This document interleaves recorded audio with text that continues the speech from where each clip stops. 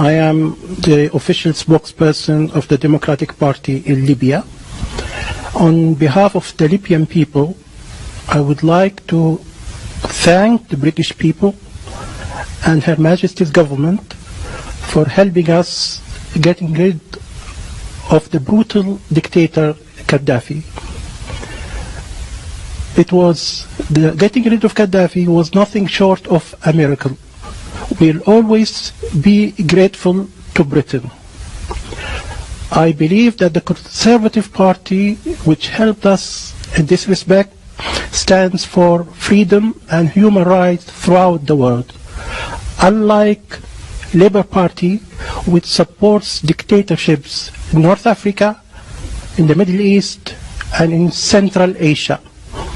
For example, Mr. Tony Blair and Mr. Peter Mandelson used to be on the payroll of Gaddafi.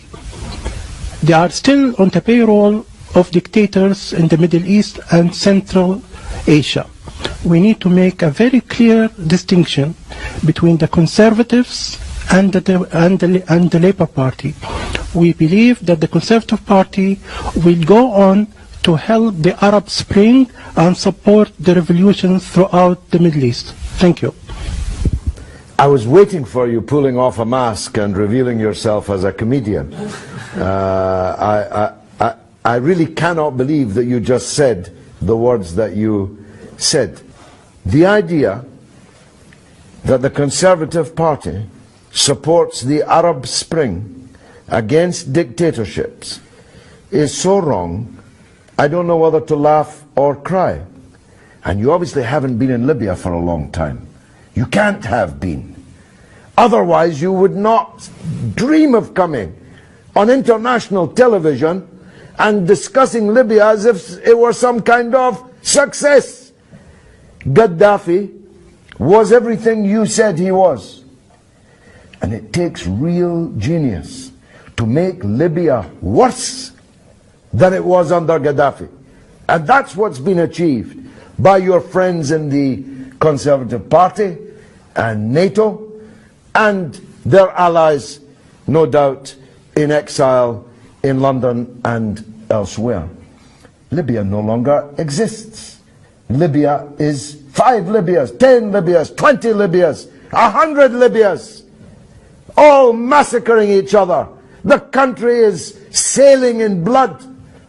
Hundreds of thousands of refugees are jumping on boats to try and escape and drowning in the Mediterranean. Your country was bombed day and night by NATO. And now Sirte, which was bombed by the Americans when Gaddafi was in, is a self-declared part of the ISIS caliphate. Some success story. ISIS, Al-Qaeda, one brigand group after another, taking control of the airport, of the parliament, chasing out the government. How many prime ministers have you got? How many foreign ministers? It's an absolute catastrophe, Libya. And you come here in your nice suit, safe here in London, and hail it all as some kind of triumph, and you have the gall to salute the Conservative Party. Well, if the Conservative Party do to Britain what they did to Libya, then God help us. God help us. Because they destroyed your country, which no longer exists. And you, presumably on some kind of payroll, come here and take your hat off to it. Be gone. Who's next? May I respond to that? Yes, you can. I am on the payroll of nobody, unlike you, who used to be on the payroll of Saddam. No, I've never been on Saddam's payroll, and I don't believe you're not on a payroll. You look very prosperous. How do you earn your living? How do you earn your living? Certainly not from Saddam or Gaddafi. No, I never met Gaddafi, and I was never on a payroll of Saddam.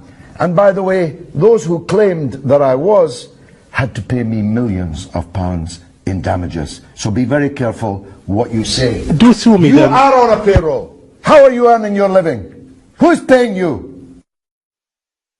The British Social Security. Well, you're doing very well on British Social Security. That's truly remarkable. In fact, I think I'll call the police, because you must be a benefits cheat. Because you can't possibly have the lifestyle you live on British Social Security. What lifestyle is that? Leave that aside. I don't know if you've just checked out for the afternoon from some kind of psychiatric unit. But if you are coming here on international television to claim that what's happened in Libya is a success, then you must be insane. If you're not on a payroll, you can only be saying this because you are unwell.